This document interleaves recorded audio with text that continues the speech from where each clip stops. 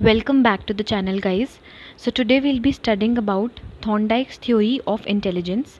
तो जो E.L. Thorndike थे, he was one of the strongest critics जिन्होंने स्पीयरमैन की थ्योरी के अगेंस्ट बात करी।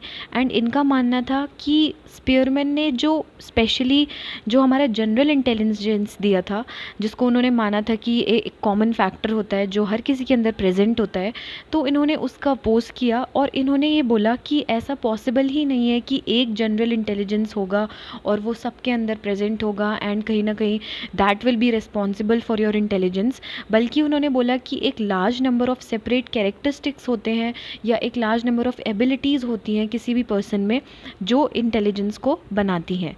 ठीक है, इसके अलावा ही आर्ग्यूड कि इंस्टेड ऑफ जनरलिटी एक कॉमनैलिटी होती है जो कि लोगों को परफॉर्म करवाती है टू बी इंटेलिजेंटली, या फिर हम ये कह सकते हैं कि सिचुएशन के हिसाब से इंसान जो है वो इंटेलिजेंस को दिखाता है। ठीक है, इन्होंने बताया कि जो पीपल होते हैं या लोग जो होते हैं वो कहीं ना कहीं अपनी पर्टिकुलर एबिलिटीज़ में अलग अलग परफॉर्म करते हैं एंड वो डिपेंड करता है उस पर्टिकुलर सिचुएशन पे कि वो कैसा परफॉर्मेंस मांगती है आपसे। ठीक है, तो ऐसा भी हो सकता है कि एक छोटा सा सिचुएशन है जिसमें कोई इंसान बहुत अच्छे से परफॉर्म कर ले, वहीं दूसरा इंसान उस चीज़ को करने में थोड़ा सा दिक्कत करे। ठीक है, तो वो simply it all depends upon the nature of the task कि इंटेलिजेंसी कैसे शो करेगा इंसान। ठीक है, इंटेलिजेंस अकॉर्डिंग टू थॉर्नडाइक क्या था, it was more like a series of skills. ठीक है, उनके अकॉर्डिंग इंटेलिजेंस का मतलब था कि कुछ पर्टिकुलर स्किल है किसी भी व्यक्ति में, किसी भी इंसान में, या कोई टैलेंट है। ठीक है, जहाँ पे वो क्या कर रहा है, कई सारे टास्क को करने के लिए एक ही टाइप की एबिलिटी का यूज़ कर रहा है। ठीक है, एंड इनके अकॉर्डिंग कोरिलेशंस जो होते हैं अलग अलग टेस्ट के, वो सिर्फ इस चीज़ का रिजल्ट होते हैं क्योंकि कहीं ना कहीं इंसान जो है वो उस एक ही एबिलिटी का यूज़ कर रहा होता है आपको किसी भी पर्टिकुलर टास्क को करने के लिए, तो वही चीज़ इंटेलिजेंस हमारी शो करती है। इसको आप एक एग्जांपल के साथ समझो। फॉर एग्जांपल कि आपके पास एक सिचुएशन आई, एक सोशल सिचुएशन है जहाँ पे आपको किसी सोसाइटी में रह के इंसानों को हैंडल करना है। वहीं दूसरी सिचुएशन है जहाँ पे एकेडमिकली आपको परफॉर्म करना है। तीसरी सिचुएशन में आपको शायद कुछ स्पोर्ट्स में कुछ करना है। तो कहीं ना कहीं सिचुएशंस अलग अलग होंगी, बट आप एक ही तरीके की एबिलिटी का यूज़ करके इन तीनों सिचुएशंस को डील करोगे। ठीक है, उनके कहने का बस इतना मतलब था। इसके अलावा इन्होंने बताया कि 3 मेजर तरीके के इंटेलिजेंस होते हैं, concrete, abstract and social intelligence. ठीक है, ये आप एक बार पिक्चर देख लेंगे।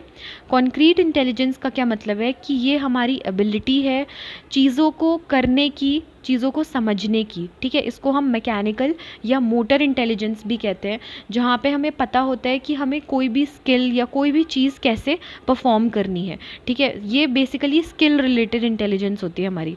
फिर आता है एब्स्ट्रैक्ट इंटेलिजेंस। एब्स्ट्रैक्ट इंटेलिजेंस का मतलब है जहाँ पे हम बात करते हैं वर्बल या फिर मैथमेटिकल प्रॉब्लम्स को समझना, उनको डील करना, उनको सॉल्व करना, वहाँ पे हम एब्स्ट्रैक्ट इंटेलिजेंस यूज़ करते हैं।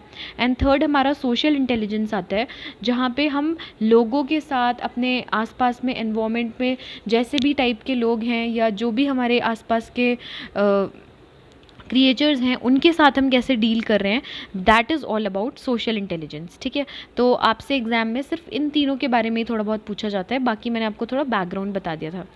एंड इसके अलावा हमारे पास एक और बहुत इंपॉर्टेंट थ्योरी है जिसके बारे में कई क्वेश्चंस आपसे पूछे जाते हैं, which is PASS theory by Das and नागलिरी।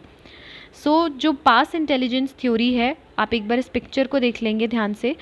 यहाँ पे पास का जो मतलब है वो है planning, arousal, simultaneous processing and successive processing से। ठीक है, एंड ये कैसे कैसे होती है इसको हम अपने नेक्स्ट स्लाइड में देखते हैं।